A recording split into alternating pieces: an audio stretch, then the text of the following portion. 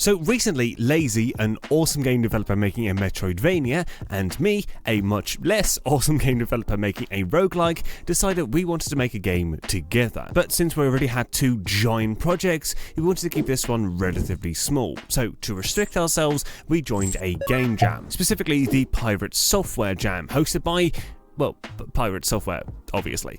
The rules of the jam was simple. 2 weeks to make one game following the theme, it's spreading. In the end, more than 1,400 games were submitted and a prize pool of $30,000 was announced. And this is the story about how we nearly won it. Okay, the jam had begun, and with no time to waste, we got on a call to discuss our ideas. Hi Deynum. Hello Lazy. So, do you have any game ideas for this game jam? Well,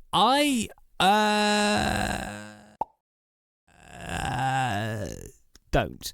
Okay, so I know this might seem like a joke, but it genuinely took us 7 hours to finally settle an idea. But eventually we got an idea that we both really liked. You are just a person messing around on your PC when suddenly a virus attacks. It quickly spreads across your entire device, taking over different parts of your machine. But just when you think it's all over, an antivirus by the name of Dave shows up to help you get rid of the virus. The rest of the game then consists of you fighting this virus in a top-down shooter. So yeah, that's basically the game idea. And to make sure that we wouldn't get in each other's way whilst making it, we decided that I was going to be making all the art and all the things leading up to the gameplay, and Lazy was going to be designing and programming the actual, game portion of the game. And with a clear idea on what we both had to do, it was time to get started. Lazy began working on the game by making some of the basic mechanics for the top-down shooter, and so I thought I'd make some art for it. We really want to go for this kind of retro feel, like this was some really old computer. So I used a limited color palette, consisting of basically just 2 colors, to draw some very simple player and enemy ideas. I also added this weird blurry outline because I thought it would look more retro, but in the end we just completely got rid of that. In fact, I basically redesigned all of the art later on, mostly because the original designs were really busy and distracting, and I felt it just worked better with some flat colours. Okay, so after having done some basic art for the top-down shooter, I began working on my own portion of the game, the beginning.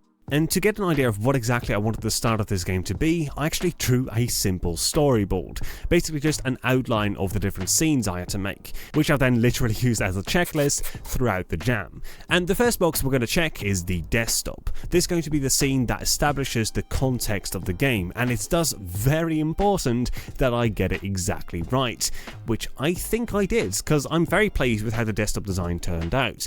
But I also thought it could look a lot better with some kind of retro filter. So I literally googled Unity CRT assets, and I found this one, which seemed to be easy to set up, and more importantly, was completely free. So we put it in the game, and wow, it made everything look so much better. Now, I do have to mention that YouTube's compression really doesn't like this effect, and so in the video you're watching, it might look terrible, but in the actual game, it looks so good. But just a pretty filter isn't going to be enough to make an interesting start. So I decided I was going to make every single icon on the desktop work, which meant I had to make a ton of custom windows with random stuff in it that would open when you click on the icon for it. I also had to make the icons react to you hovering over them and clicking on them, but now when you click on any of the icons, it opens the window associated with that icon. So if you click on the photos icon, you get a window with a bunch of image files, and if you click on the kids icon, you get a cute image of 2 adorable children.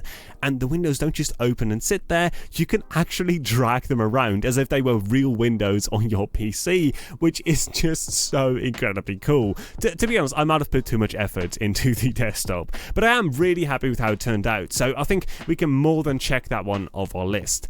Next up, I had to add warning pop-ups that tell you your computer has a virus. I made 4 in total, 3 relatively normal ones, and 1 that just says it's spreading. I also made various glitchy versions of that one, which I genuinely think looks really cool. I then programmed these pop-ups to appear slowly at first, and then speed up and become more glitchy over time. Then, as a final touch, I added some fake freezing effects that make it look like the computer is almost crashing due to all these viruses.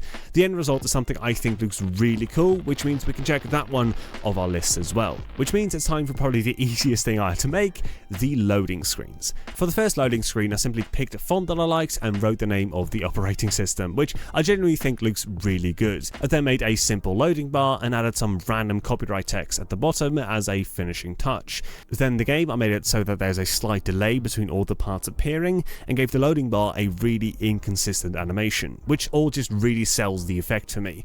I also made a transition to the desktop scene whenever the loading bar is full, and I also added some slight delays there, again to give the impression that this is a really old computer. And after having made the first loading screen, I could simply replace the text for the second one to say loading antivirus, and I was done. So now whenever the pop-ups overwhelm your screen and start to glitch and freeze, we transition to the antivirus loading screen, which will then at the end of it transition to the Dave scene, which I should probably explain. Basically, the entire game idea comes from this drawing I did, which yes, is very creepy, but the idea is that this is some kind of AI/visual representation of an antivirus, specifically the digital antivirus engine, which spells Dave. The idea was that you talk to Dave informs you about the horrible situation your PC is in, and then they kind of guide you through the game, which is defeating the viruses. We thought this would make the game a lot more interesting than it just being a top-down shooter where you try and shoot orange triangles and we tell you hey, yeah, you see those orange triangles? Those are viruses. Yeah, for sure. Just just assume that those are viruses. Go with the flow. That just seemed boring to us. So we invented Dave to kind of give you a bit of context. But after having explained why Dave exists, now let's actually make Dave exist. First off, we're going to get rid of whatever this is, because it's awful. Second, we have to make a new face. Something simple, easy to draw, and maybe slightly unsettling. Yeah, that'll do. Now we just have to add a little box around it, make a couple of different versions for when he's talking, including this face, which I think looks really funny. And at this point, I just had to write a couple of voice lines, which ended up being about 4 pages of dialogue. And finally, I had to record all those voice lines, which took a fair bit of time. But now we've got all the different parts we need to make Dave come alive. And luckily, Lazy was kind enough to build the entire dialogue system for us, which meant I had to mostly just import all the voice lines and put them in the correct order, which although it wasn't difficult, did take forever. I think in the end I'll spend about 2, maybe 3 hours on it, so not a quick process.